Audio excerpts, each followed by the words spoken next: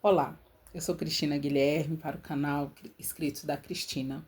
Tem uns dias que eu não gravo nada, eu não ponho nenhum vídeo sobre o Drops de Laranja, sobre os meus personagens do romance Drops de Laranja. E, e hoje eu me senti motivada a fazê-lo para abordar uma questão que eu coloquei no romance. É um romance, como eu já falei, cujo protagonista ele é autista, é um autista de laudo tardio. Né? Ele descobriu que é autista depois de adulto, já numa situação de adulto.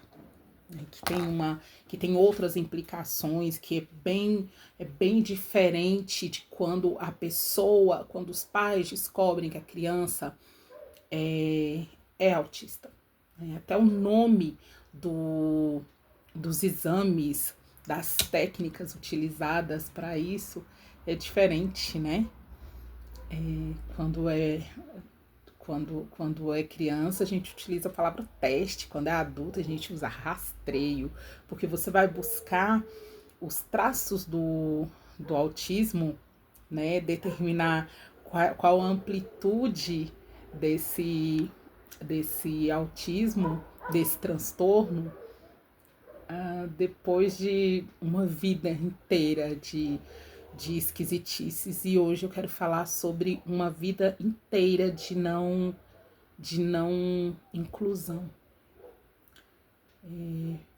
Ontem, ontem eu estava assistindo ao show da Shakira na praia de Copacabana.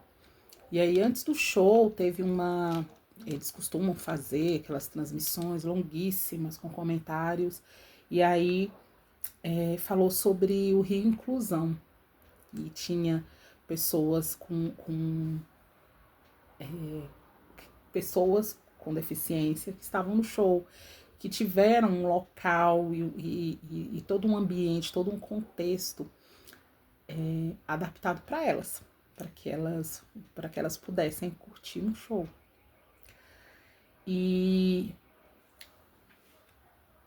o Alexandre, ele não teve isso, né? O Alexandre, como muitas pessoas com alguma neurodivergência, não teve isso. E é interessante a gente pensar assim que o meu personagem, ele não quer que as pessoas saibam que ele é autista. Ele não vai usar fita de identificação, ele não vai usar pulseira, ele não vai vestir camisa de inclusão, porque ele quer mais do que a inclusão. Né? Ele quer fazer parte como qualquer outra pessoa, sem que para isso ele precise necessariamente expor a sua condição. E ele fala muito do olhar de pena. O olhar de pena que as pessoas podem dar para um autista de laudo tardio, a meu ver, e aí é uma opinião pessoal, é menos prejudicial do que o olhar da indiferença e do desprezo. De você falar que precisa, de mesmo em situação controlada, você expor a sua, a sua diversidade e você não ser acolhido de forma nenhuma. Eu acho mais prejudicial. Né? Ou de como eu já vi acontecer da pessoa expor a sua condição em local de trabalho, né? De explicar situações que não poderiam acontecer porque causa desconforto, porque causa mal físico. E sim, gente, neurodivergente sente mal físico. Por quê? Porque é sensível. E aí a outra pessoa, inteiramente insensível, né, pouco habituada a agir com urbanidade, disse que era o famoso mimimi e encheção de saco.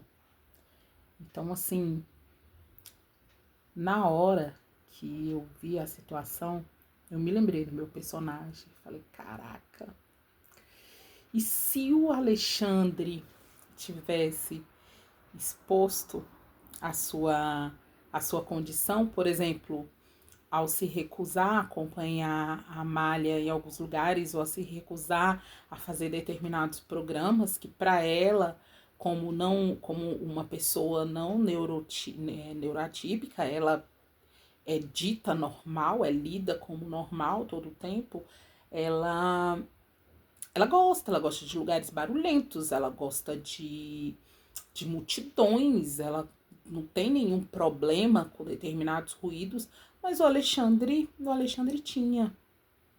Né? Eu me lembrei, eu falei, e se ele tivesse falado, olha, não, pra mim não dá pra ir com você na boate, vamos fazer outro programa, não dá porque eu passo mal, não dá porque eu tô o tempo todo mascarando minha condição, não tem condições. Meu romance nem aconteceria, né? Então, talvez boa parte da minha escrita tenha sido lembrando de todos os Alexandres que eu conheci ao longo da minha vida. Como psicopedagoga, a gente lê as situações ao nosso redor de uma forma diferente. E a gente acaba desenvolvendo uma empatia pelas necessidades da outra pessoa. E aí quando alguém fala, olha, determinado som me faz mal, eu entendo que não é gastura. A gente lida bem com gastura.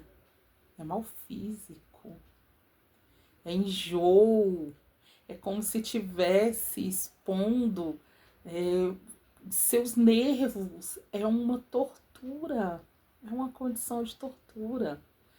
Então, quando vocês estiverem lendo o Drops de Laranja, eu espero estar fazendo mais do que trazer uma diversão, mas mostrar um pouco dos sacrifícios que as pessoas autistas, que os adultos autistas fazem para estar perto de todos nós, para privar da nossa intimidade. Então, eu falo muito sobre o masking, que é o mascaramento do transtorno, e o quanto isso é desgastante, o quanto isso é exaustivo, e o quanto é cruel que na nossa sociedade, em pleno 2026, as pessoas ainda tenham que mascarar as suas necessidades para fazer parte. Porque não só o olhar de pena é cruel e doloroso, mas o olhar do desprezo, da